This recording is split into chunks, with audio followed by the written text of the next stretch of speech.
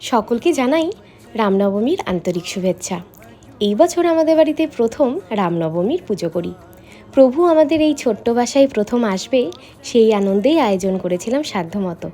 তবে প্রভুর জন্য সাধ্যের বাইরে গিয়েও করতে ইচ্ছে তো হয়। আমাদের ছোট্ট আয়োজনে প্রথমেই ছিল প্রভুর জন্য একটা সুন্দর স্থান। কাম্মার ঘরের কিছু ইনডোর প্ল্যান্ট দিয়ে সাজিয়েছিলাম।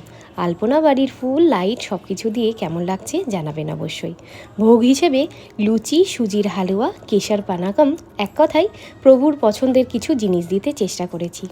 ভোগ বানানোর পর পুজোয় বসলাম। আগের বছর পয়লা বৈশাখে আমরা ধ্বজাত্তোলন করেছিলাম, তবে এই বছর রামনবমীর পুণ্য লগ্নে ধ্বজা পুজো করে ধ্বজাত্তোলন করা হয়। কাঁচা হাতে সব কিছু করা হয়েছে, তাই কোনো কিছু ভুল হলে প্রভু হয়তো ক্ষমা করে দেবে। পুজো শেষে আমরা সকলে ছাদে গিয়ে দুটো ধ্বজাত্তোলন করি। এইভাবে সুন্দরভাবে কাটে আমাদের রামনবমীর দিন। আপনাদের কেমন কাটলো জানাবেন। শেষে সকলে চলুন একসাথে প্রভুর জয়ধ্বনি দিই।